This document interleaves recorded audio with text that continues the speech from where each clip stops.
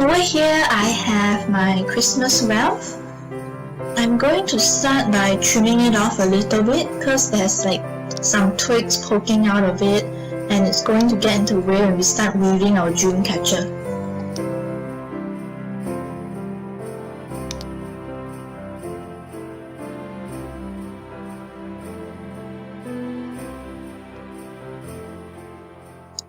I'm going to slot my yarn through gaps around the wreath.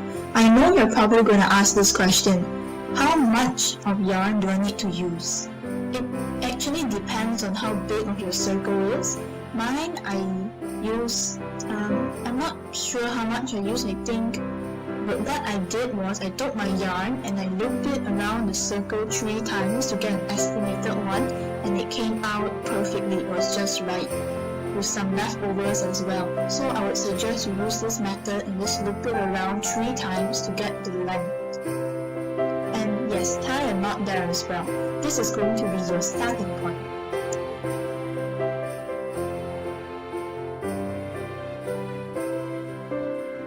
Next, take your yarn and slot it into the next area you want it to be.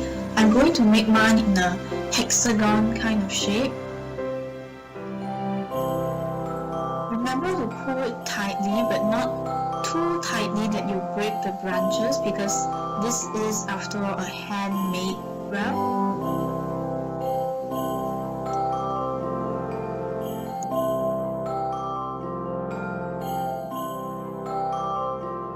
Loop it around to tie a knot to secure it.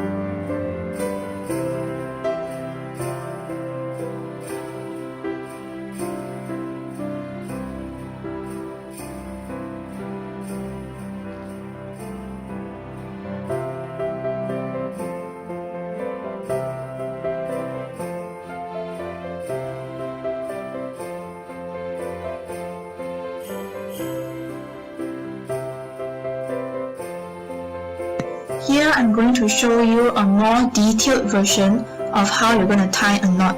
You're just going to tuck it into one of your string and pull it, holding one hand to the knot to secure it, and you pull the yarn out.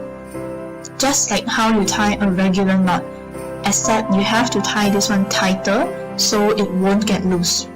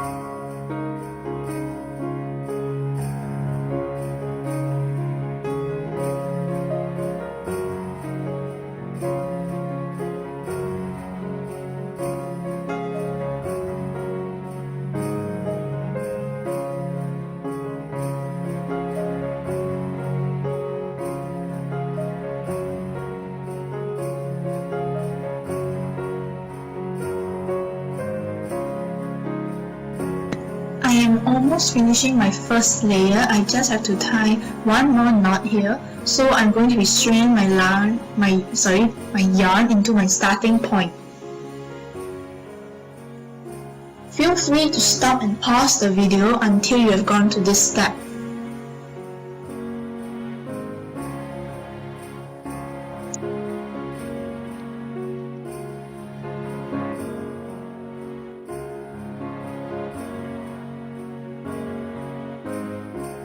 Alright dreamers, are you ready? Let's tackle the second one. You're going to tie this one in the middle of the string.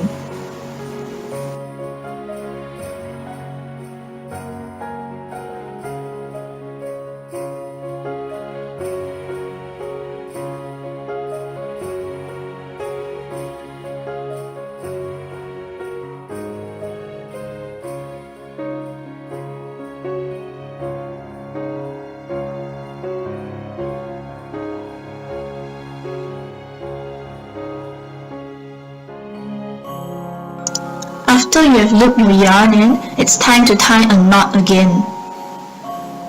Just like how you've done it for the previous others, this one is the same thing, except you have to loop it in and tie knots. That's all. It's very simple. Get it? Just like that, see? Now take your yarn and move on to the second one. And you're going to do the same thing. Loop it in the middle and tie a knot. Make sure that it's tight because you do not want it to be a very loose looking dreamcatcher web that is going to fall any moment. You want it to be a sturdy and beautiful one like a spider web.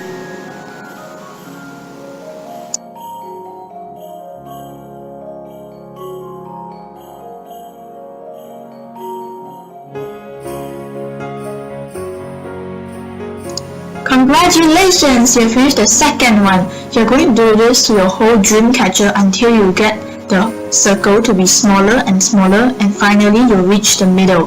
So, what are you waiting for? Let's get to it.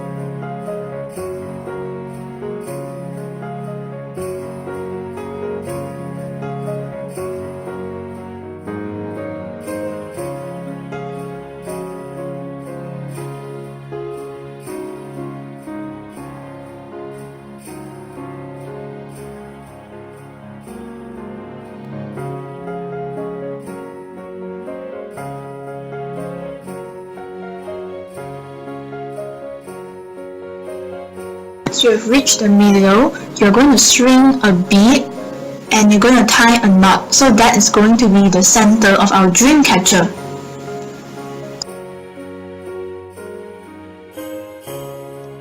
Finally, take some super glue. I'm going to be using Yoo-hoo glue, and you're just going to glue the middle. Because you see, after you have cut the string, it's going to have like a bit of string there left, right? And you don't want it to be very noticeable, but you can't cut the whole thing off. So you're just going to glue it there and stick it to place so it won't go anywhere. Just stay there.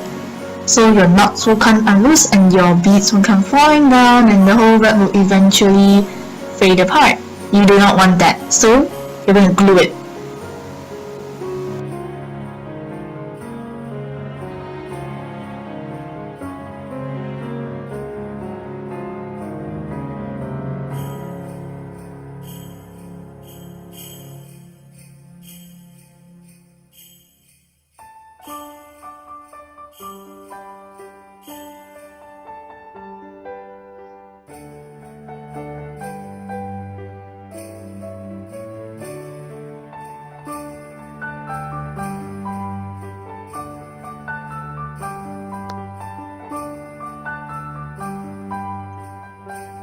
What time is it? It's time to decorate your Christmas Dreamcatcher Wreath. To make it more like a Dreamcatcher Wreath kind of wish, I'm going to be using some golden balls and pepperberry picks, and some of this I found from Daiso as well. I'm removing all the wires. I'm just going to be using that green color leafy part to wrap it around my Dreamcatcher so it will look more nature-ish.